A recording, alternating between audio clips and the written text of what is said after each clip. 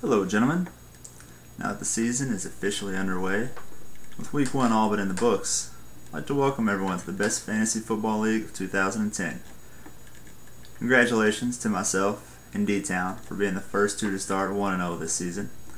Thank you very much. I want to say I've noticed that no one else seems to be doing a lot of talking, which makes me think one thing. Nobody's really too confident in their teams. Taking a look at your rosters, and I can completely understand. You don't really have much to brag about. Now that that's out of the way, there's one thing I'd like to start off with. I'd like to take a moment of silence for the absolute destruction of the Indianapolis Colts defense this week. Thank you. We'll never forget.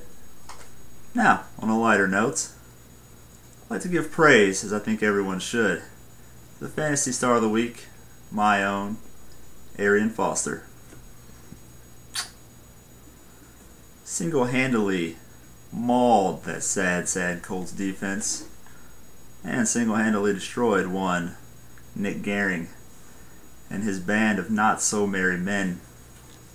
Nick, I feel awful, but even if I'd sat the most dominant player of the week, I still would have pounded you. It was a truly embarrassing performance. But, out of good sportsmanship, after a pounding like that, I've gone out of my way to do a little something for you.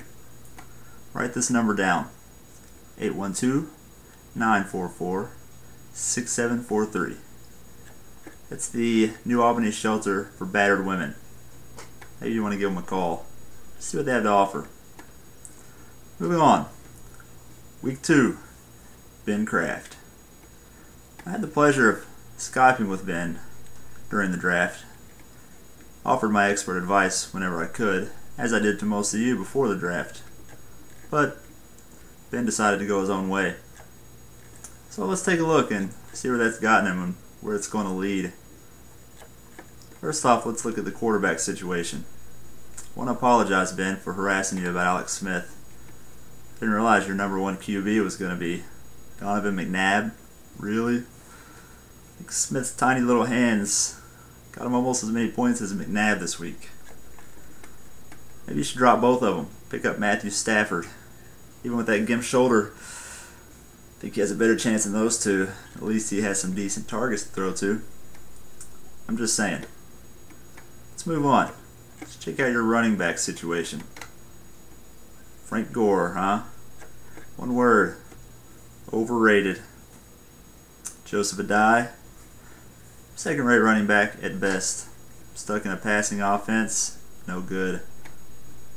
Cedric Benson is the only decent back that you have. He's playing against the Ravens defense that squeezes the run tighter than Rex Ryan squeezes a ham sandwich. Wide receiver, looking at Larry Fitzgerald, your only double-digit scorer this week. He's a top-tier receiver, playing with a 12th-tier quarterback. We know how that works out for you. And Santana Moss, good. Now you've got a washed-up old receiver for that washed-up old quarterback to throw to. It's just adorable. To round it up, you've got Zach Miller at tight end, a Raider, enough said, and a Packer defense that Michael Vick beat up on like a pit bull in training. I'm sure you're going to switch some players around next week. Maybe start the Ocho, maybe start Wes Welker.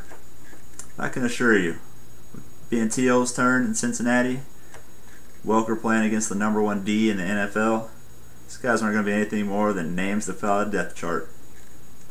I guess that's all for now. Probably won't even watch next week. Maybe go to the zoo, maybe Home Depot, I don't know.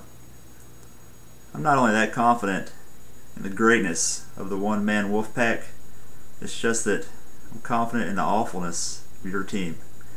Ben, I'm coming for you. Until next time, good luck, gentlemen.